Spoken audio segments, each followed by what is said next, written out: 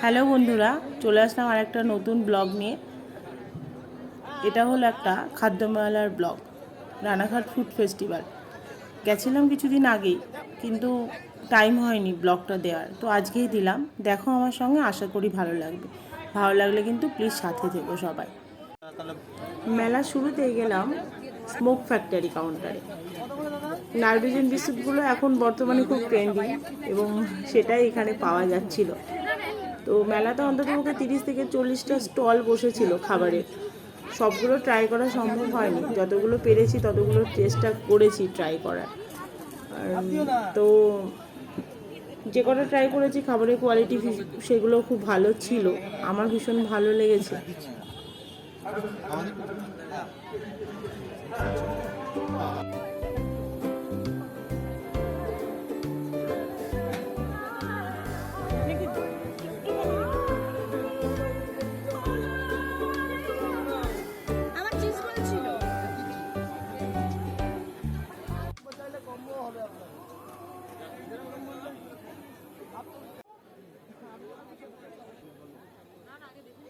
এটা ছিল একটা পিঠের কাউন্টার। এখানে বিভিন্ন রকমের পিঠের আইটেম ছিল। মালাই মালপোয়া, মালাই গোকুল পিঠে, বিভিন্ন রকমের পাটিসাপটা। আমি কিন্তু এত পিঠে একবারে কোনোদিন চোখে দেখিনি। আমার তো খুব ভালো লাগছিল পিঠেগুলো দেখতে। তোমাদের কেমন লাগলো সেটা কিন্তু বলো আমাকে।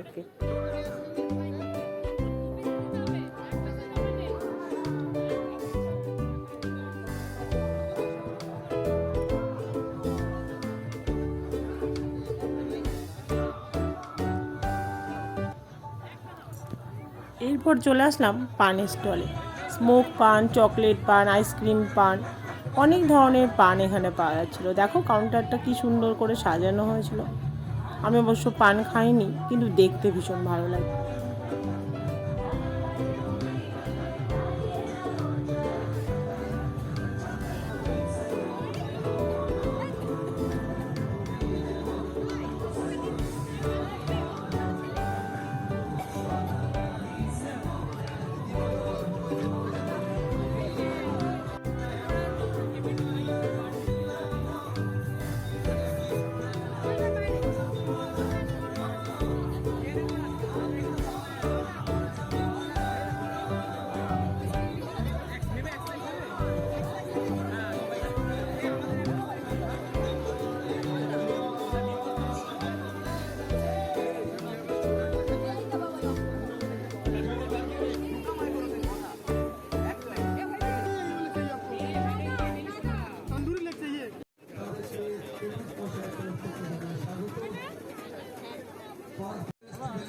এগুলো হলো সব মিষ্টির কাউন্টার।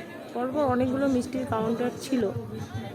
দেখো কত রকমের মিষ্টির আইটেম এখানে পাওয়া যাচ্ছিল। আমি কিন্তু সবগুলোর নাম জানি না, খুব ঝোড়লো দু একটা নাম জানি, যেমন জলভরা সন্দেশ, পোস্ত মিষ্টি। এটা ছিল নদিয়ার কৃষ্ণনগরের সরপুরিয়া সরভাজা।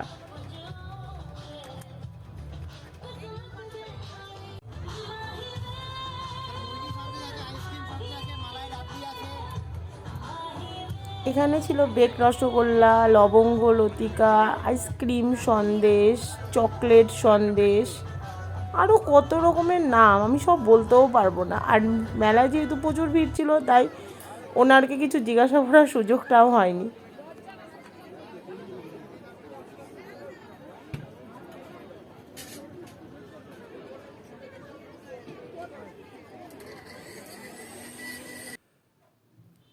এরপর চলে আসলাম আর একটা ফ্রাইড আইটেম কাউন্টারে।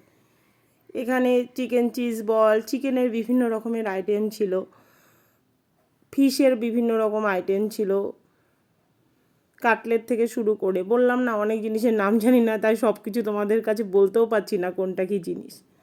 যেগুলো জানি সেগুলোই মোটামুটি হয়তো তোমাদেরকে বলতে পারছি। এখানে বকখালি থেকে ভেটকি মাছের আইটেমের ছিল কাউন্টার। এখানে ভেটকি মাছেরই বিভিন্ন রকমের আইটেম ছিল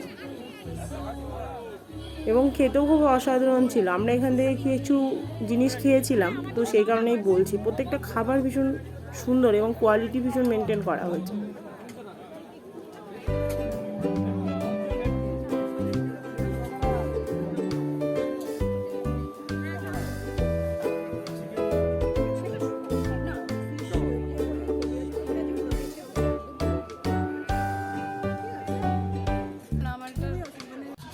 এবার গেলাম বিরিয়ানি কাউন্টারে।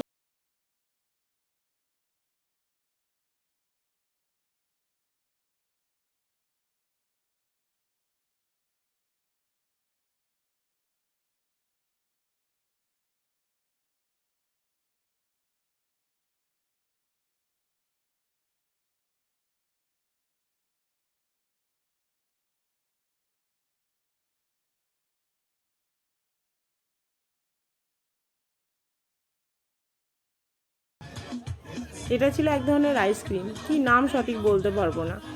ওরা এত ব্যস্ত ছিল যে ওদেরকে কিছু জিজ্ঞাসা করার মতোই সময় ওদের হাতে ছিল না যে ওরা সেটা অ্যান্সার দেবে। তো তৈরি করার প্রসেসটা কিন্তু দারুণ এবং প্রচণ্ড পরিশ্রমেরও কাজ। টাইমটাও অনেক বেশি লাগছিল। আমাদের প্রায় 10 থেকে 15 মিনিট ওয়েট করতে হয়েছিল এই আইসক্রিমটা খাওয়ার জন্য। খেতেও খুব সুন্দর ছিল আইসক্রিমটা।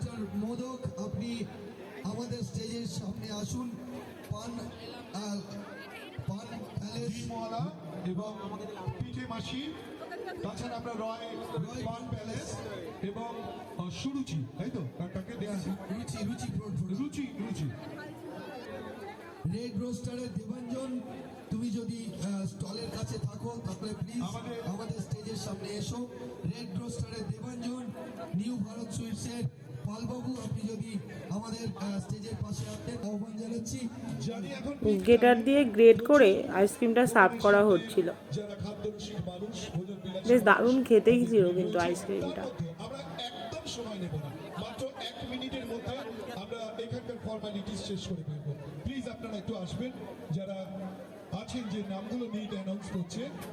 আপনারা ডিমওয়ালা আছে, 365 ফ্রাইড লাইভ আইসক্রিম, আনন্দ সুইটস, এবার চলে আসলাম মিষ্টি বাংলা কাউন্টারে। এরা বর্ধমান থেকে এসেছিল। বর্ধমানের সীতাভোগ, মিহিদানা, বর্ধমানের স্পেশাল মিষ্টি ল্যাংচা, তাছাড়া আরও বিভিন্ন রকমের বেক রসগোল্লা, বেক সন্দেশ, বিভিন্ন রকমের মিষ্টির আইটেম এখানে পাওয়া যাচ্ছিল। দেখে কিন্তু জিভে জল চলে আসছে। তারপর গেলাম আরেকটা ফিশ কাউন্টারে। এখানে ফিশেরই বিভিন্ন রকম আইটেম ছিল। চিকেনেরও ছিল, কিন্তু ফিশের আইটেমটাই বেশি ছিল। এখান থেকে আমরা ফিশ পকোড়া খেয়েছিলাম, ভেটকি মাছের। অসাধারণ খেতে ছিল পকোড়াটা।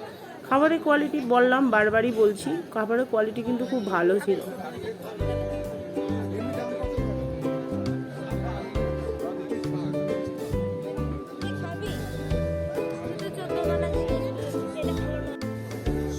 এখানে কবিরাজি বানানো হচ্ছিল। কবিরাজিটা ট্রাই করেছিলাম। কবিরাজিটাও কিন্তু খেতে খুব সুন্দর ছিল। এখানে আর একটা কাউন্টার হয়েছিল, যেটা হলো তুর্কিশ আইসক্রিম কাউন্টার। এর ভিডিওটা কিন্তু আমি ফেসবুক বা ইউটিউবে দেখেছি। এই প্রথম সামনে দেখলাম তুর্কিশ আইসক্রিমের ব্যাপারটা।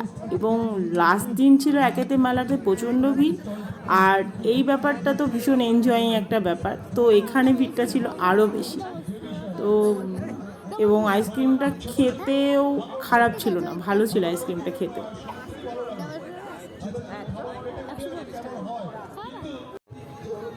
এরপর গেলাম আর একটা মিষ্টির কাউন্টারে। মিষ্টির কাউন্টার ছিল অন্ততপক্ষে 10 থেকে 12টা। তারপরে গেলাম আর একটা কাবাব কাউন্টারে। এখানে বিভিন্ন রকমের কাবাব বানানো হচ্ছিল।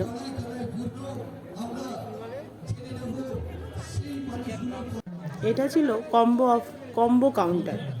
কম্বো মিন্স এখানে রাইসের সঙ্গে আরেকটা যে কোনো আইটেম নেওয়া যাবে, সেরকমই ব্যবস্থা ছিল এই কাউন্টারে। তারপর গেলাম আর একটা পিঠের কাউন্টার। এখানেও বিভিন্ন রকমের ভ্যারাইটির পিঠে পাওয়া যাচ্ছিল।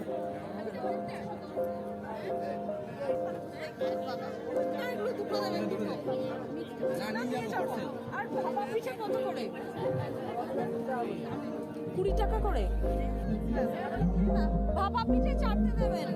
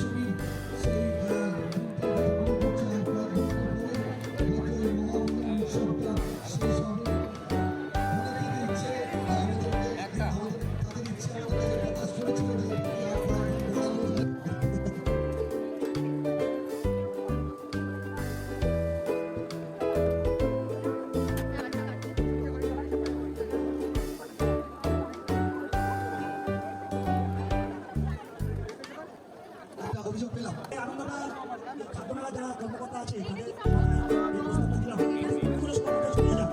এখানে যেহেতু স্টল হচ্ছে সব বন্ধ। এবার গেলাম ফ্রাইড আইসক্রিম কাউন্টার। আইসক্রিম যে ফ্রাইড হয় এই প্রথম দেখলাম। ইউটিউবে কিন্তু এই ধরনের ভিডিও আমরা প্রচুর দেখি, কিন্তু আজকে প্রত্যক্ষ করলাম। দুটো মেয়েই বানাচ্ছিল আইসক্রিমটা। প্রচণ্ড পরিশ্রমের কাজ এবং প্রচণ্ড ধৈর্য সহকারে কাজটা করতে হয়। আমার তো খুব ভালো লেগেছে এই পুরো প্রসেসটা। কাউন্টারটায় এত ভিড় ছিল যে পা ফেলার জায়গা ছিল না।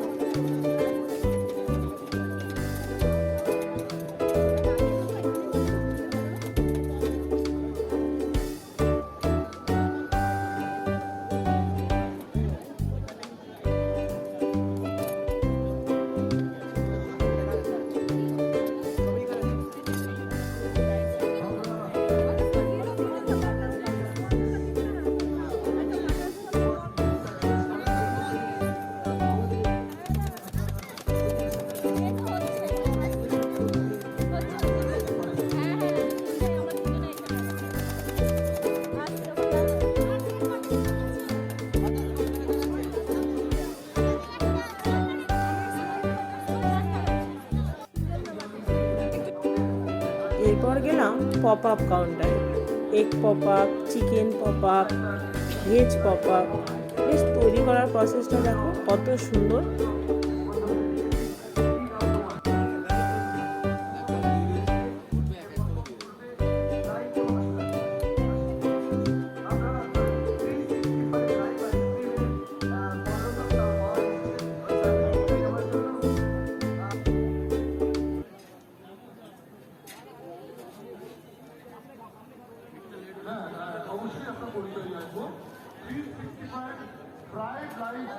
রাত অনেক হলো, এবার বাড়ি ফেরার পালা। আজকের মতো এইটুকুই।